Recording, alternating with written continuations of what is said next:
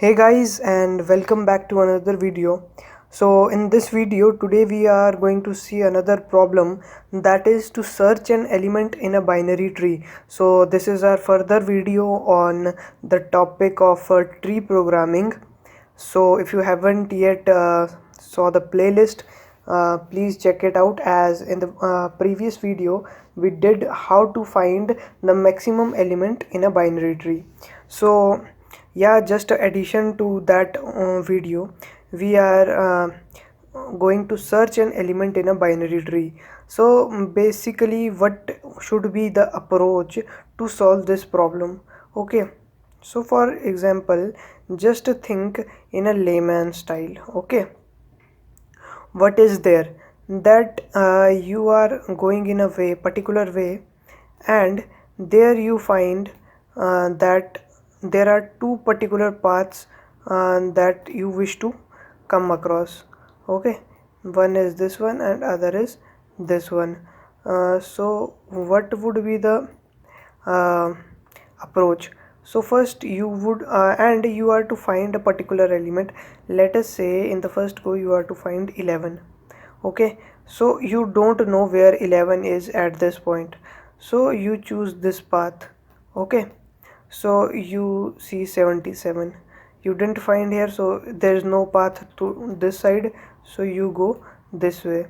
So now also you have two ways, that is this and this. So first if you go to the left side, you find 1, and after that there is nothing. Okay, so you have to return back. So after returning back, you check that this is not. So this would be not the correct way. So now you go to the 11, this side, right side of this node. So you find this element, and now from here you return back, because you found the element, and from here you return back, and you give your response as true. Say for example it would have been 112. So what would have been done? So here you would have gone checked the entire left side, and after that you would have checked the entire right side, and after that you would have said that there is no such element exists, and you would be returning false.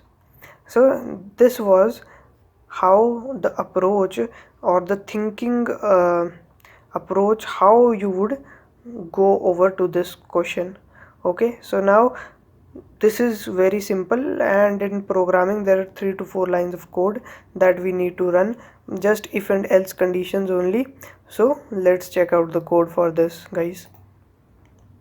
So I would be adding in my prior video only, that is to find the maximum element, because here we found the maximum element.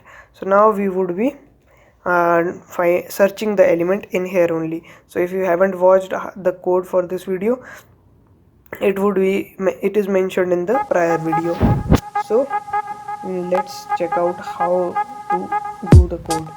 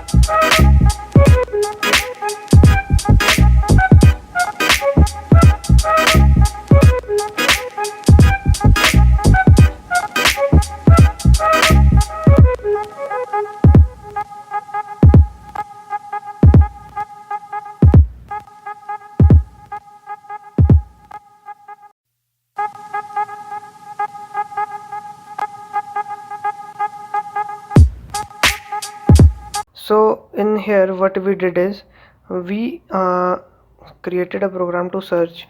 So if your node is null, if you have no data in your node, then what would it compare from?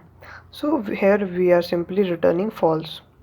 Okay, and if you found your data at the root only, so what is the need of going into the left and right child, because you found the data, and you can simply return true. Else, while I have created a recursion here, that is my result one, that is it would search for our element in the left portion, as we found here that it would search entire left portion, my result one, and result 2 would search for entire right portion, guys. Okay, so if we found a result in the left part, so we would return true, else we would return false. So here I would be creating a scanner class and would be asking for the user input and would be displaying the